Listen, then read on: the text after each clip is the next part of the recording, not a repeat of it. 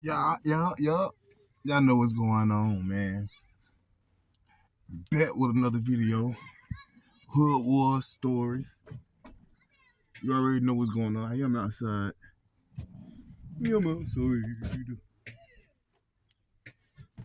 I am outside. I guess I'm gonna get this video out, and I guess I'm gonna vlog for the rest of the day. Depends on how I feel. You know how I do. Y'all know how I do. Y'all been here a little minute.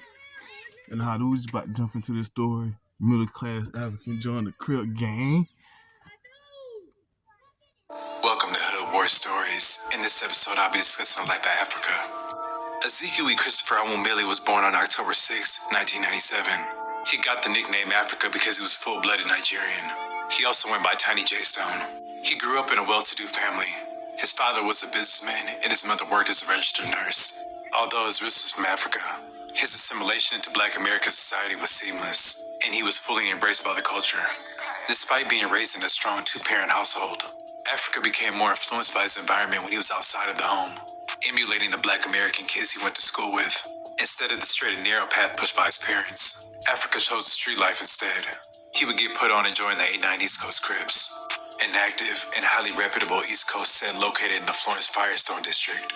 Up until the mid-2000s, they would be seen deep out at Washington Park. And after the 6-pack and 11-8 East Coast Crips, they're arguably one of the most combative East Coast sets. Unlike the 5-9s and 7-6s, the 8-9s lost zero turf during their historic war with Florencia 13, and actually killed off Florencia's Easy Boys clique. Although Africa was technically from 8-9, he was often mistaken as a member of the 190 East Coast Crips, considering he stayed and went to school in the Delamo area. It could be argued he'd hang out and function with the 190s more than is put on set. The 190's turf is a sharp contrast from the 8-9's hood in the Florence Firestone district, located in the middle-class section of Carson. The 190's hood consists of large 2-story homes, manicured lawns, backyard swimming pools, and expensive cars in the driveway. Out-of-towners would rarely think that this is a gang-infested neighborhood. As a member, Africa was fully activated. He went out and gangbanged like he had something to prove, and constantly running phase at school. Africa was known for having hands. He upped his skills by training at a boxing gym in Lakewood. Africa was known for going around and taking flight on people, terrorizing anything in his way. The fighting evolved to shooting. He'd make visits to the gun range to perfect his aim. And after a couple test run missions, Africa began to up his rank. By 2016, his name rang bells, and he stayed in the field with the gun. He had a particular disdain for Florencia 13 and Grape Street. He was They say sometimes the street life choose you, but it look like he chose to be in the streets. Me, I ain't choosing to be in those streets. And I ain't saying the streets chose me, but do what you gotta do to get that money, you hear me? But I don't know. In his situation, he just gangbanging. And doing it just gangbang. I don't gangbang. and tight with the 5-5 neighborhood Crips. It's alleged he got into a shootout with the 5 Deuce Hoovers while he was hanging out on the west side. After this incident, he would take to social media to diss them every chance he got. Throughout this period, Africa would constantly bump heads with his father, who didn't approve of his lifestyle. Happy Thanksgiving! Happy Thanksgiving, Pop. Outside of gangbanging, Africa was gifted athletically and shown his abilities on the football field. Hey, bastard.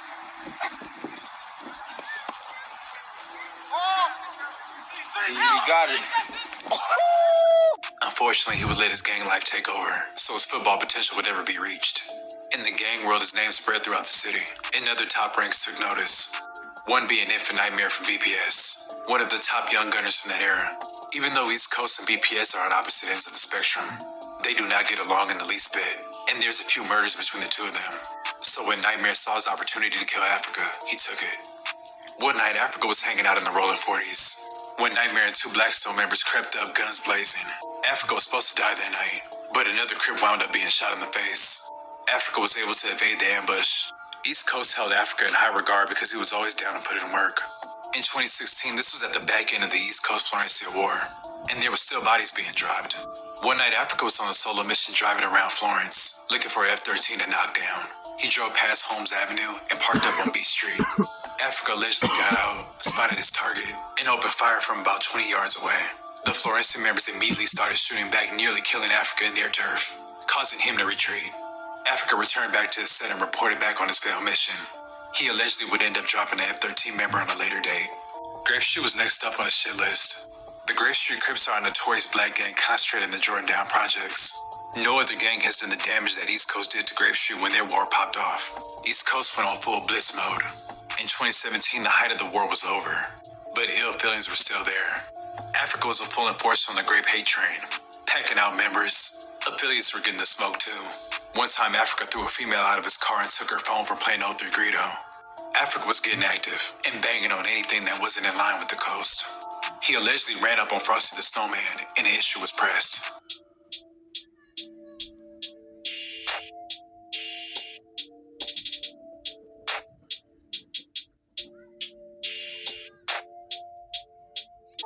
All of that pressure Africa was applying would ultimately lead to his demise.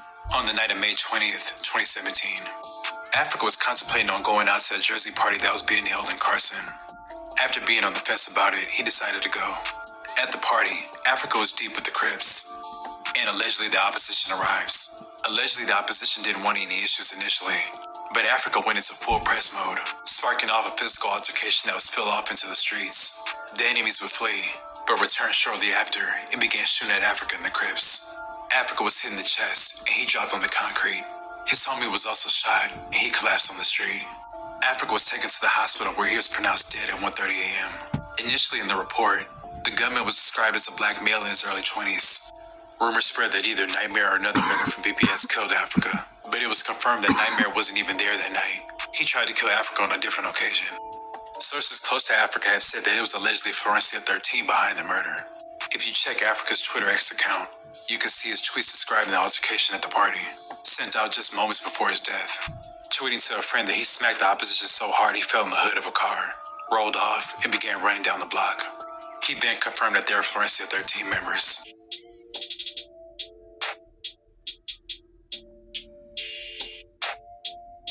Africa's family was very distraught over his murder, and apparently his mother would not allow any of his homies at the funeral. His body would end up being sent to Africa to be buried. Africa was well known in the city for his charisma and personality. He was described as very comedic and a ladies' man, and East Coast is still honoring his memory. Yeah, baby, I got that fresh haircut and all of that. You see me? Neighborhood to the... I'd like to thank you guys for watching. Please like, comment, and subscribe. Yo, shout out to bruh channel. Shout out to his channel. Y'all go subscribe to his channel. And y'all subscribe to my channel. The link will be in the description below. Yeah.